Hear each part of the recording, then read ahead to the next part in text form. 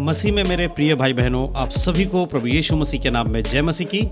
दोस्तों, आज के इस वीडियो के माध्यम से मैं आपको कुछ खास बातें बताने वाला हूं। आज इस वीडियो में मैं आपको बताने वाला हूं दो ऐसे काम के विषय में जिसको हर एक मसीह को करना बहुत ही ज़रूरी है, यहाँ तक कि अनिवार्य है। जी हाँ दोस्तों, आज बहुत सारे लोग ऐसे हैं जो प्रभु यीशु मसीह पे विश्वास करते हैं, लेकिन कई बार ऐसे विश्वासी लोग भी पाए जाते हैं जो यीशु पे विश्वास तो करते हैं लेकिन यीशु की आज्ञाओं को नहीं मानते हैं।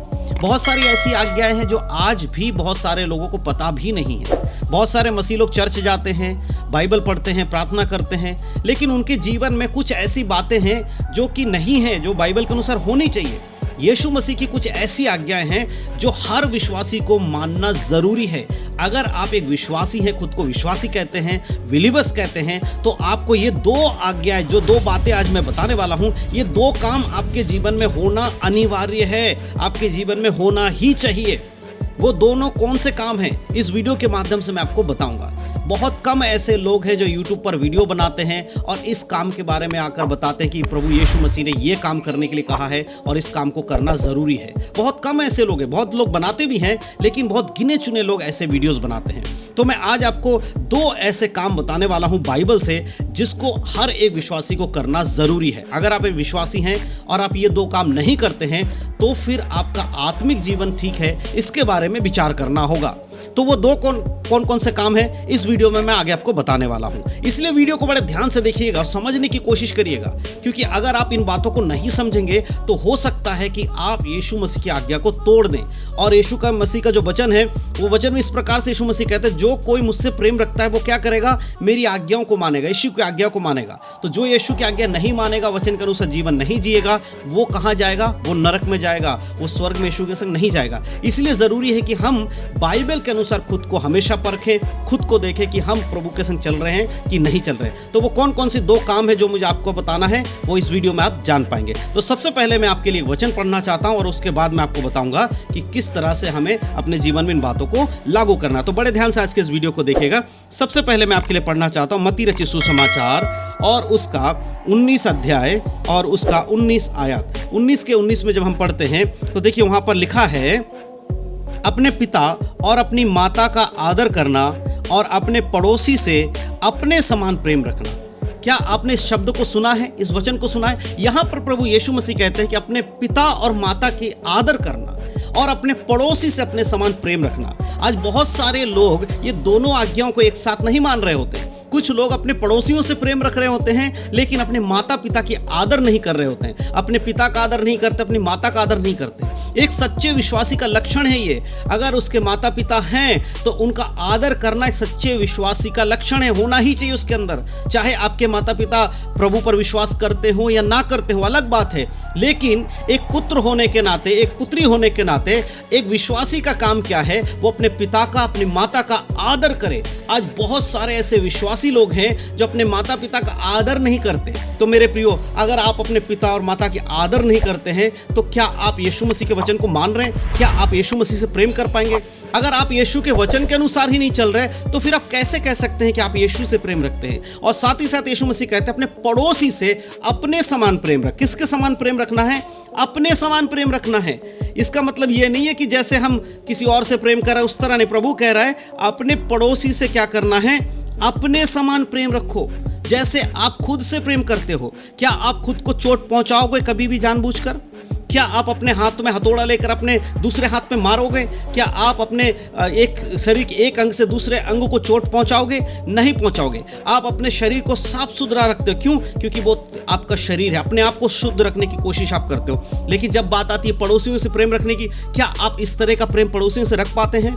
आप अपने पड़ोसियों के बारे में क्या आप इतना ख्याल रखते हैं जितना कि आप खुद के बारे में रखते हैं? अगर नहीं रखते हैं तो मेरे प्रियो, आज से रखना शुरू करिए, क्योंकि प्रभु क्या कह रहा है कि अपने पड़ोसियों से प्रेम रखो। कैसा प्रेम? जैसे कि तुम अपने आप से करते हो।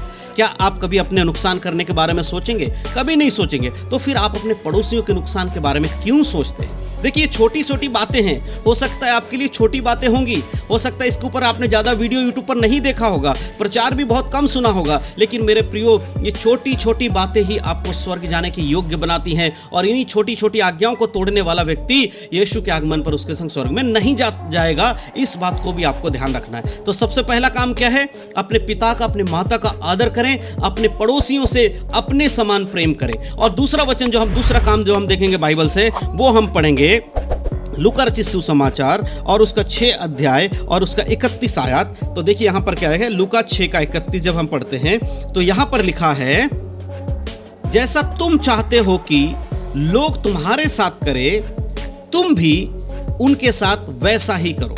यीशु मसीह यहाँ क्या कह रहे हैं? जैसा तुम चाहते हो कि लोग तुम्हारे साथ करें, तुम भी उनके साथ वैसा ही करो। आप में से बहुत सारे लोग ये सोचते हैं कि आपके पड़ोस के लोग या बाकी लोग आपसे इज्जत से बात करें। तो सबसे पहले आपको क्या करना चाहिए? आपको उनके साथ इज्जत से पेश आना चाहिए।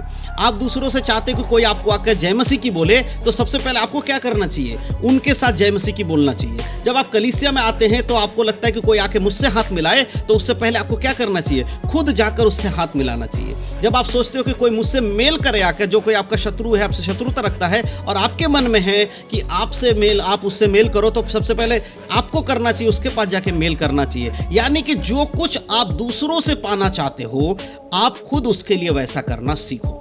ये बातें आपको लग रही छोटी छोटी बातें, आपको लगेगा अरे ये तो मुझे पता है, क्या इस वीडियो को बनाकर आप टाइम वेस्ट कर रहे हो, इतना लंबा ले जाने की क्या जरूरत थी, सीधे सीधे बोल सकते थे। लेकिन मेरे प्रियो, सीधे सीधे बोलने वालों को समझ में नहीं आता जल्दी से, इसीलिए कई बार डीपली जाकर, गहराइयों में जाकर समझाना पड़ता है कि जो कुछ हम कर रहे हैं क्या वो वचन के अनुसार है।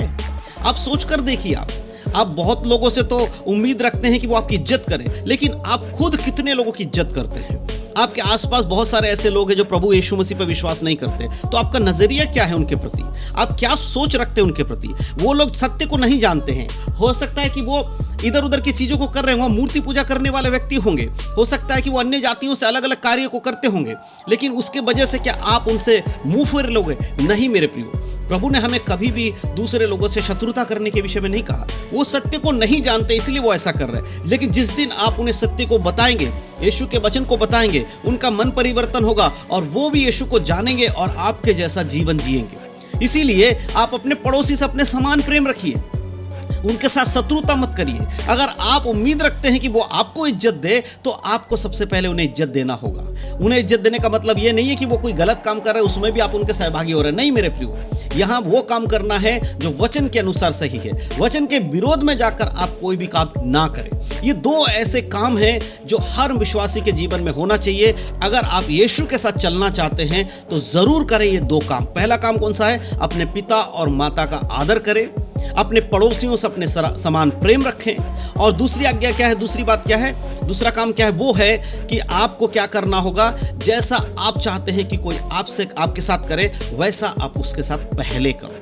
यानी कि खुद पहले सेवा देने का काम करिए, उसके बाद आप सेवा लेने के लिए उम्मीद रखिए। यीशु मसीह ने भी तो यही किया। वो स्वर्ग से सेवा देने आए थे, सेवा लेने नहीं आए थे।